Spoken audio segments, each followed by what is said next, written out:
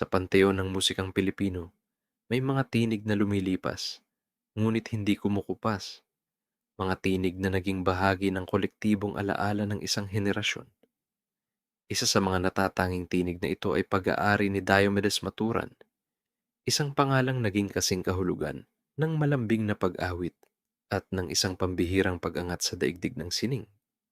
Sa kanyang pagiging kampeon, sa pinakatanyag na patimpalak sa pag-awit noong kanyang panahon, at sa kanyang matagumpay na paglalakbay sa mundo ng pelikula, si Maturan ay nag-iwan ng isang pamanang nakaukit hindi lamang sa mga plaka at pelikula, kundi maging sa puso ng milyon-milyong Pilipino humanga sa kanyang talento.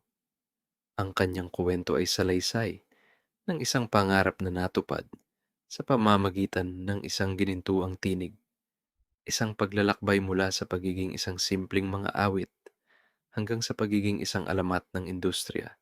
Mga unang hakbang mula Bacolod patungong pambansang entablado. Isinilang si Diomedes Maturan noong 16 ng Agosto, 1940 sa lungsod ng Bacolod. Tulad ng maraming nangarap na makilala sa larangan ng musika, nagsimula ang kanyang paglalakbay sa pamamagitan ng pagsali sa mga amateur singing contest, mga patimpalak na nagsilbing tuntungan para sa mga bagong talento noong panahong iyon. Dito, nahasa ang kanyang kakayahan at nabuo ang kanyang kumpiyansa sa pagharap sa madla. Subalit, ang pinakamahalagang yugto na tuluyang nagpakilala sa kanya sa buong bansa ay ang kanyang pagsali sa pambansang palabas sa telebisyon na Tawag ng Tanghalan noong 1958. Ang Tawag ng Tanghalan ay higit pa sa isang ordinaryong paligsahan. Ito ang itinuturing na pinakaprestihiyosong entablado para sa mga awit sa Pilipinas, kung saan ang magwawagi ay hindi lamang nag-uuwi ng tropeyo, kundi ng isang garantisadong pinto patungo sa kasikatan. Bilang kinatawan ng Gitnang Luzon, buong husay na inawit ni Maturan ang klasikong kantang Rose Tattoo. Ang kanyang interpretasyon, na puno ng damdamin at teknikal na kahusayan, ay bumihag sa pandinig ng mga hurado at ang milyon-milyong manonood sa buong kapuluan. Ang gabing iyon ay hindi lamang nagtapos sa kanyang pagkapanalo. Ito ang simula ng kanyang pagiging isang pambansang pangalan. Ang kanyang tagumpay sa Tawag ng Tanghalan ay hindi lamang isang personal na karangalan, kundi isang kaganapang nagpatunay na ang tunay na talento ay may kakayahang lampasan ang anumang hadlang. Ang kanyang tinig, na kalaunay ikukumpara sa sikat na Amerikanong mang-aawit na si Perry Como, ay naging pasaporte niya tungo sa mas malaking mundo ng showbiz. Ang ginintuang panahon sa LVN Pictures, pagsikat sa pelikula. Ang tagumpay ni Diomedes Maturan sa Tawag ng Tanghalan ay agad na napansin ng isa sa pinakamalalaking film studio noong panahong iyon, ang LVN Pictures. Nakita ng mga ehekutibo ng LVN ang potensyal sa bagong kampiyon, isang artistang may angking karisma at, higit sa lahat, isang tinig na kayang magdala ng pelikula. Hindi nagtagal, inalok siya ng kontrata upang maging bida sa isang pelikulang hango mismo sa kanyang kwento ng tagumpay. Noong 1958, ipinalabas ang kanyang debut film na pinamagatang Rose Tattoo ng Buhay Ko, kung saan nakatambal niya ang sa mga pinakamagagandang aktres ng LVN, si Charito Solis. Ang pelikula ay isang matalinong hakbang ng estudyo. Isinadulaan nito ang mga pagsubok at tagumpay na pinagdaanan ni Maturan bago niya makamit ang inaasam na titulo. Ito ay isang kwentong nakaantig sa puso ng masa, at ang pelikula ay naging isang malaking box office hit. Ang panimulang ito ay nagbukas ng sunod-sunod na oportunidad para kay Maturan. Sa mga sumunod na taon, nakagawa siya ng mahigit 24 na musical film sa ilalim ng LVN Pictures. Isang kapansin-pansing katangian ng kanyang pagsikat ay ang pagiging iba niya sa karaniwang hulma ng isang leading man. Sa panahong dominado ng mga artistang may lahing banyaga o mga tisoy, Si Maturan ay kumakatawan sa tipikal na Pilipino. Hindi man siya nagtataglay ng hitsurang mestizo. Ang kanyang naging pinakamalaking puhunan ay ang kanyang natatanging tinig. Isang golden voice na naging tatak niya. Dahil dito, itinuring si Diomedes Maturan na isang gold mine ng LVN Pictures. Ang kanyang talento sa pag-awit at pag-arte ay ginawa siyang golden boy ng studio. Ang kanyang mga pelikula ay naging patok sa takilya. Patunay na ang talento ay higit na tinitingala ng publiko. Ilan sa kanyang mga pinakatanyag na pelikula ay ang Limang Dalangin, 1958, Maturan at Lagman, 1959, Detective Maturan, 1959, Botika sa Baryo, 1960, Pitong Gabi sa Paris, 1961, at Walang Sisihan, 1961. Bukod sa kanyang husay sa pag-awit, ipinamalas din ni Maturan ang kanyang kakayahan sa komedya.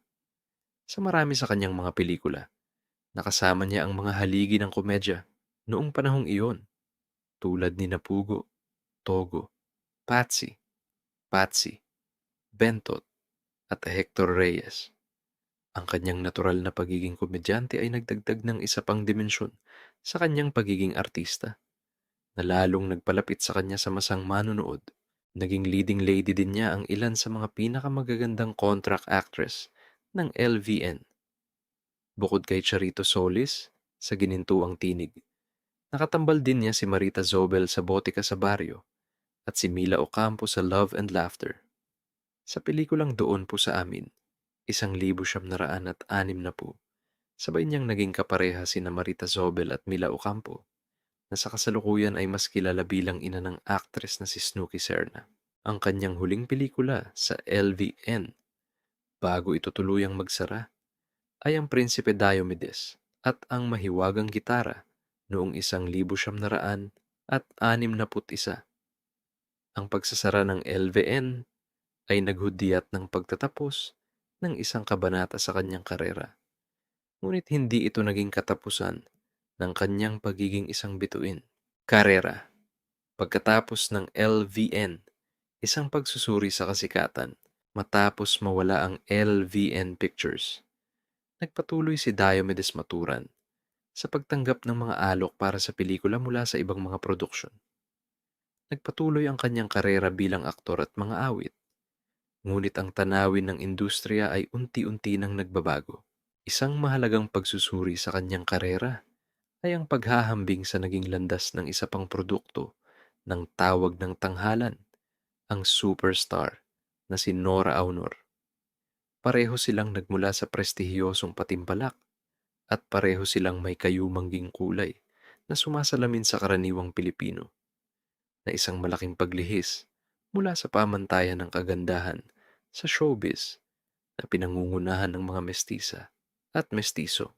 Ang kanilang pagsikat ay nagpatunay na ang talento at ang pagyakap ng masa ay sapat upang maging isang malaking bituin. Subalit, kung ihahambing sa naging rurok ng tagumpay ni Nora Aunor, may mga nagsasabing hindi lubusang nagamit ni Maturan ang lumalakas na kapangyarihan ng mass media, partikular na ang telebisyon, upang mapanatili ang kanyang kasikatan sa pinakamataas na antas. Noong panahong iyon, ang pagkakaroon ng regular at sariling palabas sa telebisyon ay isang mabisang paraan upang mapanatili ang koneksyon sa mga tagahanga. Ang mga kontemporaryo niyang mga awit, tulad ni Pilita Corrales at Carmen Soriano, ay nagkaroon ng sariling TV shows na nagbigay sa kanila ng mas malawak at tuloy-tuloy na exposure. Ang ganitong plataporma ay nakatulong upang mapatibay ang kanilang kapit sa kanilang fanbase. Si Maturan, sa kabilang banda, ay mas nag-concentrate sa mga stage show at live performance. Nang tuluyan siyang tumigil sa paggawa ng pelikula, ang kanyang kasikatan sa mainstream ay unti-unting bumaba. Ang pagbabagong ito ay hindi nangangahulugan ng paghina ng kanyang talento, kundi isang refleksyon ng nagbabagong dinamika ng industriya ng aliwan at ng kanyang mga naging prayoridad sa karera. Ang patuloy na alab ng musika, mga pagtatanghal at pagkilala, kahit na ang liwanag ng kanyang bituin sa pelikula ay bahagyang lumamlam, ang pangalan ni Diomedes Maturan ay nanatiling isang simbolo ng kahusayan sa musika. Ang kanyang pagtuon sa mga live performance ang nagpanatili sa kanyang sining na buhay at abot kamay ng kanyang mga tapat na tagahanga. Nagpatuloy siya sa kanyang pag-awit at pagtatanghal sa iba't ibang okasyon at lugar, hindi lamang sa Pilipinas, kundi maging sa ibang bansa. Siya ay naging isang paboritong panauhin sa mga pagtitipon ng komunidad ng mga Pilipino sa Estados Unidos, Canada at Europa, kung saan ang kanyang mga awitin ay naghahatid ng nostalgia at saya. Mula sa malalaking entablado hanggang sa mga pribadong pagtitipon, tulad ng mga kasalan, ang kanyang tinig ay patuloy na nagbibigay aliw. Ang kanyang husay ay hindi lamang kinilala ng publiko, kundi maging ng mga institusyong nagbibigay parangal. Noong 1984, ginawaran siya ng Cecil Award para sa Outstanding Light Classical Vocal Recording para sa kanyang natatanging bersyon ng komposisyon ni Hernani Cuenco na Gaano Ko Ikaw Kamahal. Ang parangal na ito ay isang pagpapatunay na kahit lumipas ang mga dekada, ang kalidad ng kanyang boses at sining ay nanatiling walang kupas. Personal na buhay at pananampalataya. Sa kabila ng liwanag ng entablado, si Diomedes Maturan ay isang taong may malalim na pananampalataya at pagmamahal sa pamilya. Ang kanyang naging kabiyak ay si Sylvia Policarpio at biniyayaan sila ng 4 na anak, sina Ladinia, Maria Teresa, Dominic at Marjorie. Sinasabing si Maturan ay isang tapat na deboto ng Divine Mercy. Taon-taon, hindi niya pinalalampas ang pagdalo sa misa at pista nito, isang testamento sa kanyang malakas na pananampalataya. Ang aspetong ito ng kanyang buhay ay nagpapakita ng isang taong mapagkumbaba at may malalim na ugnayan sa kanyang spiritualidad, malayo sa karaniwang imahe ng isang sikat na bituin. Ang huling paalam, pamanan ng isang alamat, isang gabi, matapos dumalo sa isang birthday party ng kanyang kaibigang doktor sa Quezon City, nakaramdam si Diomedes Maturan ng paninikip ng dibdib. Agad siyang isinugod sa Manila Doctors Hospital. Noong 7 ng Abril, 2002, sa edad na 61, pumanaw ang tinaguriang Perry Como of the Philippines dahil sa atake sa puso. Isang makabagbag damdaming detalye ang nagbigay diin sa kanyang debosyon. Isang araw bago siya pumanaw, nakatanggap pa siya ng imbitasyon upang umawit sa isang misa sa Our Lady of Divine Mercy Shrine sa Marilao, Bulacan. Ito ay isang paanyayang hindi na niya natugunan. Ang kanyang pagpanaw ay nag-iwan ng malaking kalungkutan sa industriya ng musika at sa kanyang mga tagahanga. Nawala ang isa sa may pinakamagaganda at pinakamalambing na boses sa kasaysayan ng OPM. Subalit, tulad ng isang walang kamatayang awitin, ang kanyang pamana ay mananatili. Iniwan niya ang kanyang musika, isang koleksyon ng mga awiting habambuhay nang nakatatak sa puso ng mga Pilipino. At sa lahat ng ito, ang kanyang signature song na Rose Tattoo ay mananatiling isang paalala ng isang ginintuang tinig na minsan ay bumihag sa isang buong bansa, ang tinig ni Diomedes Maturan.